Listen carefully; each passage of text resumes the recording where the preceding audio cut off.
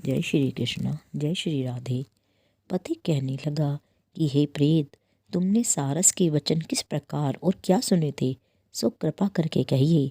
प्रेत कहने लगा कि इस वन में कोरा नाम की नदी पर्वत से निकली है। मैं घूमता घूमता उस नदी के किनारे पहुंचा और थकावट दूर करने के लिए वहां पर ठहर गया। उसी समय लाल मुख और तीखे दांतों वाला एक बड़ा बंदर वृक्ष से उतरकर जल्दी से वहां पर आया जहां एक सारस सोया हुआ था। उस चंचल बंदर ने पक्षियों को देखकर उस सोए हुए सारस को दृढ़ता से पैरों से पकड़ लिया और तो सब पक्षी उड़कर वहां से चले गए, परंतु सारसी भयभीत होकर विलाप करती हुई वहीं पर रुक गई। नींद के दूर होने तथा भय से नेत्र खोलकर सारस ने बंदर को देखा और मधुर वाणी से कहने लगा, हे बंदर, तुम बिना अपराध मुझको क्यों दुख देते हो? इस संसार में राजा भी केवल अपराधियों को ही दंड देता है।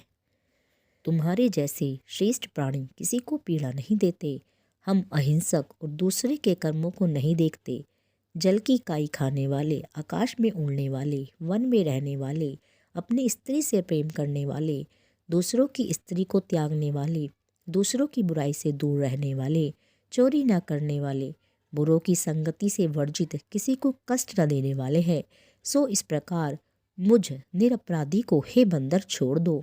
मैं तुम्हारे पहले जन्म का वृतांत जानता हूँ।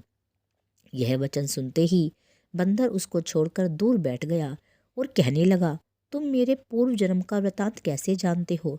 तुम अज्ञानी पक्षी हो, मैं वन में घूमने वाला हूँ। सारस कहने लगा कि मैं अपनी जाति की स्मृति के बल से तुम्हारे पूर्व जन्म का सब वृतांत जानता हूँ। तुम पूर्व जन्म में विंध्य पर्वत के राजा थे और मैं तुम्हारे कुल का पूज्य पुरोहित था। तुम राजा होकर अपनी प्रजा को पीड़ा दिया करते थे। विवेकहीन तुमने बहुत सा धन इकट्ठा किया। सो वानर, प्रजा की पीड़न रूपी अग्नि की ज्वाला से तुम पहले ही तप चुके हो। पहले तुम कुंभी पाक नरक में गिराए गए।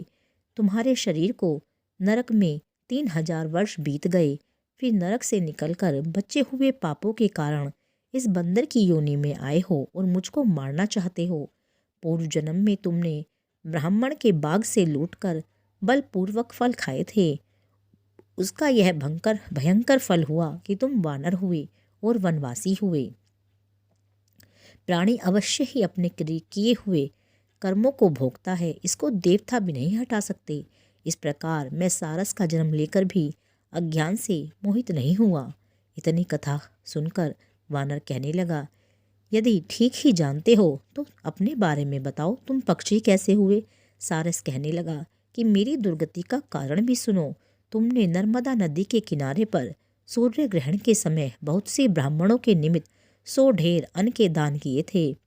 मैंने पुरोहिताई की मदद से थोड़ा सा ब्राह्मणों को दे दिया और बाकी सब मैं आप हर ले गया। इन ब्राह्मणों के द्रव्य का अपहरण करने के पाप से मैं पहले कालसूत नरक में और फिर रक्त कुर्दम नरक में, जहाँ पर बड़े बड़े कीड़े थे और रक्त तथा पीप से भरा हुआ नाभि तक नीचे सिर और ऊपर पैर किए हुए पीप चाटता हुआ उस दुर्गंध वाले नरक में कीड़ों आदि से काटा जाकर 3000 वर्ष तक उस यातना को भोगता रहा। मैं नरक के दुख का वर्णन नहीं कर सकता। फिर नरक की यातना से मुक्त होकर यह सारस का जन्म पाया, क्योंकि पूर्व जन्म में मैंने अपनी बहन के घर से कांसे का बर्तन चुराया था। इसको मैंने एक जुआरी को दिया, इसी से मैं सारस योनि में आया।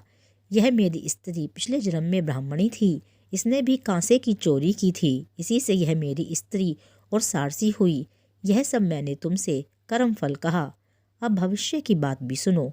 अब मैं, तुम और यह मेरी स्त्री भी हंस होंगे और कामरूप देश में सुख से निवास करेंगे।